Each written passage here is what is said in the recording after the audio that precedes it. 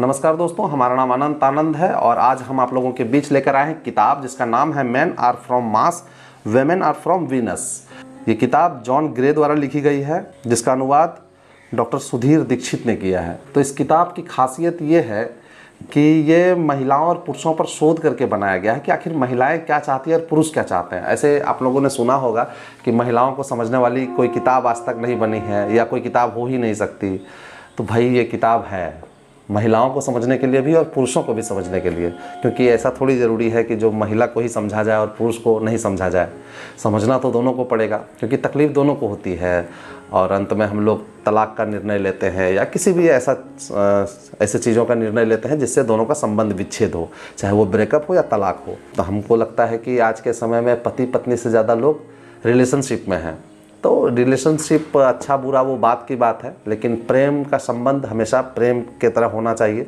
उसमें तनाव या खटास या दूरियां ना ही हो तो बेहतर है। तो इस किताब में दर्शाया गया है कि लोग आखिर क्या चाहते हैं। क्या जो हम कहते हैं वही चाहते हैं या फिर जो हम सुनना चाहते हैं वो लोग वही कहेंगे? ऐसा नहीं होता। असल में इन सब दोनों के बीच में बहुत बड़ी खाइयाँ हैं। जैसे कोई इसमें स्पष्ट है कि मैन आर फ्रॉम मार्स, मतलब मैन जो है वो मार्स से आया है, मार्स ग्रह से आया है, और लड़की वो वीनस ग्रह से आई है। तो इसका अर्थ सीधा सीधी लगाया जा सकता है कि दोनों की दुनिया अलग है, दोनों अलग अलग दुनिया से आए हैं, बस एक दुनिया में रहने के लिए आए हैं। लेकिन हम लोग ऐसा गलती कर बैठते हैं कि वो भी हमारी ही दुनिया की तरह सोचे और हम भी उनकी दुनिया की तरह सोचें, लेकिन ऐसा नहीं होता है। असल में दोनों की सोच और दोनों के रहन सहन में धरती आसमान का अंतर है। जैसे हम जिस तरह से बड़े हुए, हमको जो बताया गया, हमारी जो दुनिया है, हमारा फ्रेंड सर्कल है या फिर हमारा आसपास का वातावरण, और वुमेन का भी अलग है, तो वो हमेशा अलग सोचती है। और हम चाहते हैं कि हमारी दुनिया में या हमारी ज़िंदगी में आने के बाद वो वैसा ही सोचे जैसा हम सोचते हैं, या हमको वैसे ही हम जो जो चीज़ें कर रहे हैं उसको वो खुशी खुशी एक्सेप्ट करे। हाँ, एक्सेप्ट किया जाना चाहिए, लेकिन मतलब सहज रूप से, ताकि उनको भी परेशानी ना हो और आप भी उनके कुछ चीज़ों को स्वीकार करें। तो उसी पे ये बेस्ड ये किताब है कि आखिर महिला जब कुछ कहती है तो उसका तात्पर्य क्या होता है और उसका असल मतलब क्या होता है और उसका शब्द का मतलब क्या होता है। और पुरुष जब कुछ कहता है तो पुरुषों का भी अलग अलग मायने होता है। कभी कभी कटाक्ष होता है। जैसे कोई महिला अगर आपको शाम में दिखेगा कि ज़रूर शाम में कुछ ना कुछ बताएगी, दिन भर की सारी चीज़ें बताएंगी, जैसे वो चाहे वो बातें ज़रूरी हो या फालतू हो। और पुरुषों की नज़र में बहुत सारी बातें फालतू ही होती है जो महिला बताती है, और हम क्या करते हैं पुरुष कि उसको सुझाव देने लगते हैं कि तुमको ऐसा नहीं करना चाहिए या वैसा नहीं करना चाहिए। असल में महिला ये नहीं चाहती। महिला तुरंत निदान नहीं चाहती, वो चाहती है कि पहले उसको सुना जाए, उसको समझा जाए। और हम पुरुष क्या करते हैं, उसकी बात बीच में ही काट के उसको कहते हैं भाई तुमने गलत किया या तुमको ऐसा करना चाहिए। हम तुरंत उसको निदान सुझाने लगते हैं, जबकि महिला ऐसा नहीं चाहती। ठीक पुरुष के बारे में उलट है। पुरुष जब परेशान रहता है तो वो अपनी बातें जल्दी किसी को जाहिर नहीं करना चाहता, और वो चाहता है क्या कि उसे वैसे ही शांत छोड़ा जाए जब वो अपने गुफा में चला जाए। खास करके मतलब गुफा इस किताब के अनुसार कि जब वो अपनी गुफा में चला जाए तो अपना उसको वैसे ही छोड़ दिया जाए। वो असल में पुरुषों को लगता है कि वो जितनी परेशानियां वो सब ठीक कर लेगा। हाँ, महिला बस पास आकर ये कहे कि कोई बात नहीं, सब ठीक हो जाएगा। और बीच बीच में हम लोग कभी कभी दोनों एग्रेसिव हो जाते हैं, चाहे महिला भी और पुरुष भी। तो बातचीत बहस पर चली जाती है। उस पर हम अभी बात नहीं करेंगे। अभी हम देखेंगे किताब के कुछ बिंदुओं पर चर्चा करेंगे, किताब के कुछ इंपॉर्टेंट लाइन को देखेंगे या फिर उन्होंने क्या लिखा है, क्या कहा है, किस संदर्भ में कहा है। महिला कई बार बस यह बताना चाहती है कि दिन भर में उसके साथ क्या हुआ, परंतु उसका पति हर बार उसकी मदद करने की कोशिश में उसकी बात बीच में ही काट देता है और उसकी समस्याओं का समाधान बताने लगता है। यही बात हो गई।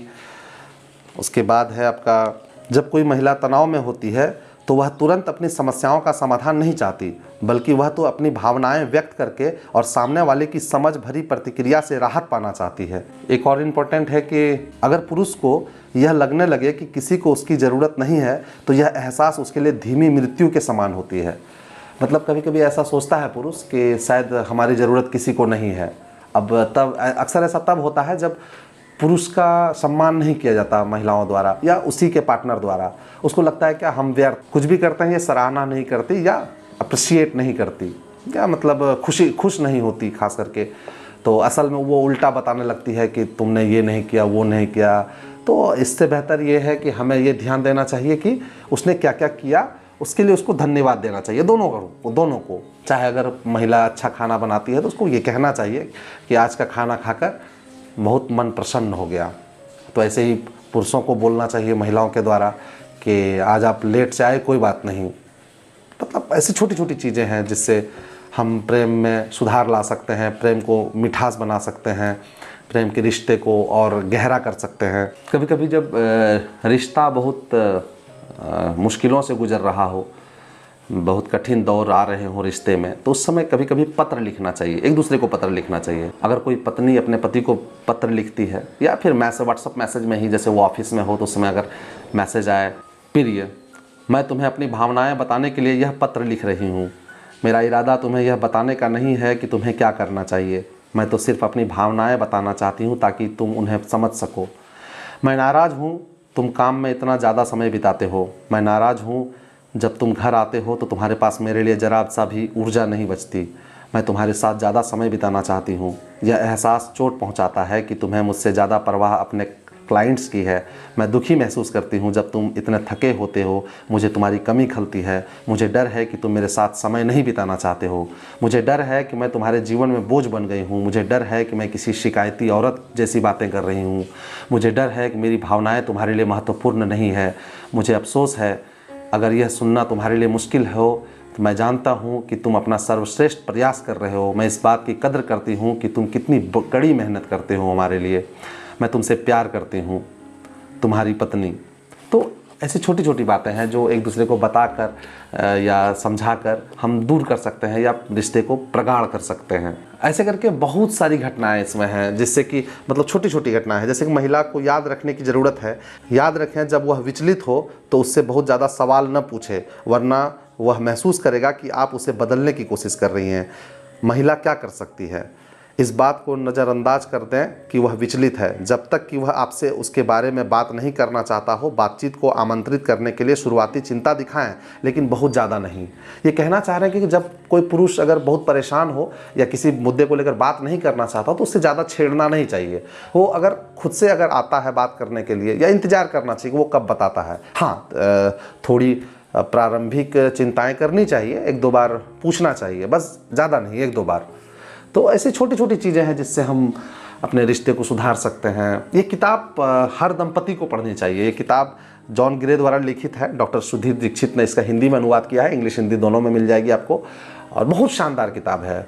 मुझे लगता है क्या सबों के घरों में ये किताब होनी चाहिए। तो बस ये किताब मैंने पढ़ा था तो मुझे बहुत अच्छा लगा, तो सोचे आप लोगों से भी साझा किया जाए। तो चलिए, खुश रहिए, मस्त रहिए, आबाद रहिए, जिंदाबाद रहिए और मुस्कुराते रहिए, क्योंकि मुस्कान है तो जान है। इस वीडियो में क्या अच्छा लगा आपको कमेंट करके ज़रूर बताइएगा, और इस वीडियो को लाइक कर दीजिए।